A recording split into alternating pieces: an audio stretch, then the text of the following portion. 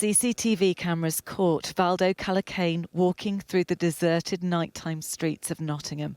What they can't show are voices inside the paranoid schizophrenic's head. The same voices that just hours later drove him to kill 3 people. Grace O'Malley Kumar, Barnaby Webber and Ian Coates were all stabbed to death in the attack last year. A damning report has pointed to a series of failures by professionals to prevent their deaths. The victims' families say the NHS and police have blood on their hands. The risk assessments in his case were really poor by treating consultants, and he was sectioned 4 times. There were 4 opportunities to change his medication, change it to depot medication, which is injectable, which means that the patient complies. Ultimately, statistics show that if there's a decent, or at least even a basic standard of delivery of care, homicide does not occur. Callaghan wasn't engaging with his care or taking his medication. There were so many warnings not heeded. NHS has already instructed trusts not to discharge patients who don't attend, which is what happened tragically in Valdo Callaghan's case. And there will be further action, and I'll be seeking regular updates, because we've heard so many times before lessons must be learned.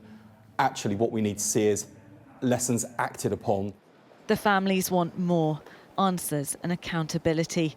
The NHS Trust in Nottinghamshire said it accepted the report's conclusions and has improved processes. But these deaths weren't isolated, instead part of wider systemic failings. On average, in Britain, over 100 people a year are killed by someone with mental illness. Where's Jacob? Jacob Billington was stabbed to death by a paranoid schizophrenic on a night out in Birmingham in 2020. His best friend, Michael Callaghan, was also stabbed in the neck, causing a stroke.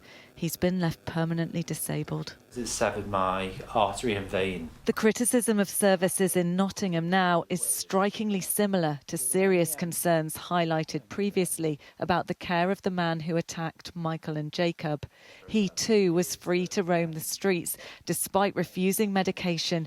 He'd even told professionals he heard voices telling him to kill people.